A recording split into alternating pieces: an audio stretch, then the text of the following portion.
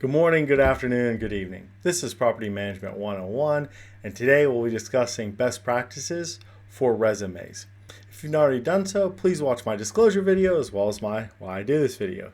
And if you find this video helpful and learn something new, please don't forget to like, subscribe, and turn on those notifications. This video will apply for anyone in the property management industry looking to create, update, or edit their current resume.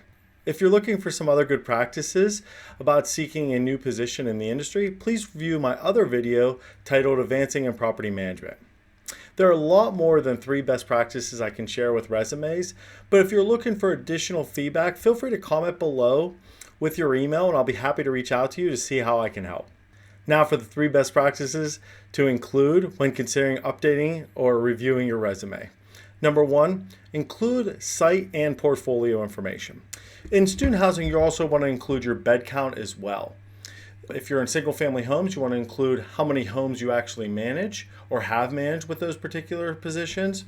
You want to include how many units your site currently has that you're working at. What kind of sites did you work at? Were they high rises? Were they mid rises? Were they cottage style? Were they garden style? You also want to include what location your sites that you manage were at as well. This will be really important to give a real good baseline about the type of assets you manage prior to applying for the role you're currently interviewing for. Number 2 best practice to keep in mind when updating your resume, list numbers regarding the positions you've held. So what I mean by this is if you're, for example, a leasing agent, list out how many applications you signed in total or average per week. If you're an assistant manager, you want to include some numbers about your delinquency that you held and managed. If you're a maintenance staff member, how many work orders you complete on average in any given day, week, month, or year period. That information will be very important for the type of job to show the amount of volume you manage and what you were able to achieve. The last best practice to consider when updating or reviewing your resume, arrange your order.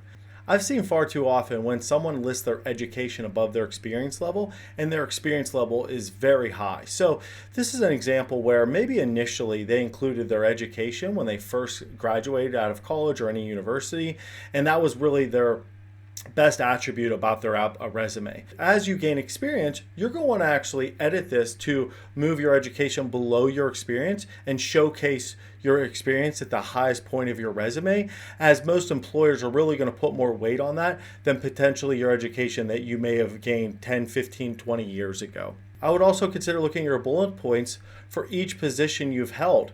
What I would always recommend is your most impressive bullet point, right? Maybe that's your NOI as a property manager you're able to achieve, or the amount of applications you were able to gain in any given week or time frame as a leasing agent, or as a maintenance supervisor, the amount of money you were able to save when it comes to like the budget you had to manage. The most impressive bullet point should be the top bullet point for each job listed. So that is something that I would really take a look at arranging your order of your resume, not only the individual bullet points within each job you've held, but also the sections as well.